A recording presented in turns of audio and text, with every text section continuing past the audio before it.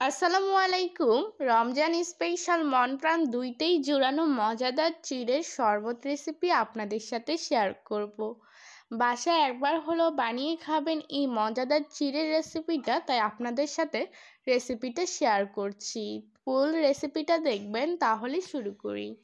এখানে আমি প্রথমে একটি বল নিয়েছি চিড়েগুলো ভিজিয়ে রাখার জন্য। এখানে আমি মেজারমেন্ট কাপে 1 কাপের মতো চিড়ে নিয়ে নিলাম, আর এখানে ভিজানোর জন্য অনেকটা পরিমাণ পানি দিয়ে দিয়েছি। তার আগে এটাকে হাত দিয়ে ভালোভাবে কষলিয়ে ধুয়ে নিতে হবে, যাতে এর সাদা ভাবটা চলে আসে, আর এর মধ্যে যে ময়লাগুলো থাকে ওগুলো যেন চলে যায়।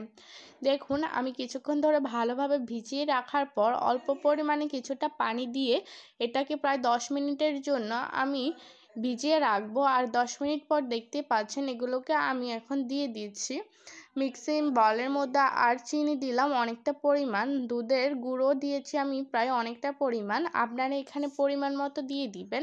আর এগুলোকে আমি ব্লেন্ড করে নিয়েছি, একদম ভালোভাবে ব্লেন্ড করে নিতে হবে, কোনো রকম চাকা ভাব থাকা যাবে না। দেখুন, এখন আমি এগুলোকে ঢেলে নিচ্ছি। দেখুন, কোনো রকম ঝামেলা ছাড়াই এই মজাদার চিড়ের রেসিপিটা আপনারা বাসায় বানাতে পারবেন। আর এটা চিড়েগুলোকে ভালোভাবে ব্লেন্ড করে নেওয়ার পর জাল করে রাখা দুধ আমি এর মধ্যে দিয়ে দিচ্ছি। দেখতেই পাচ্ছেন, দুধ দিয়ে দেওয়ার পর এখানে আমি আইস দিয়ে দিচ্ছি। এখানে আমি অনেকটা পরিমাণ দিয়ে দিলাম টুকরো। আপনারা এটাকে পুরোপুরি সুন্দরভাবে আরও মজাদার করে খাওয়ার জন্য সময় থাকলে প্রায় 20 মিনিটের মতো নর্মাল ফ্রিজে রেখে দিতে পারবেন। দেখুন, পুরোপুরি চিড়ের রেসিপি আর চিড়ের শরবত তৈরি হয়ে গিয়েছে। জাস্ট একবার হলেও বাসায় বানিয়ে খাবেন। আর যদি রেসিপিটা ভালো লাগে অবশ্যই চ্যানেলটা সাবস্ক্রাইব করবেন। আর এটা বানাতে সর্বোচ্চ 10 মিনিটও সময় লাগবে না, তাই অবশ্যই বাসায় বানিয়ে একবার খাবেন। আর অবশ্যই আমাকে কমেন্ট বক্সে জানাবেন এটা কতটা যে মজার হয়েছে।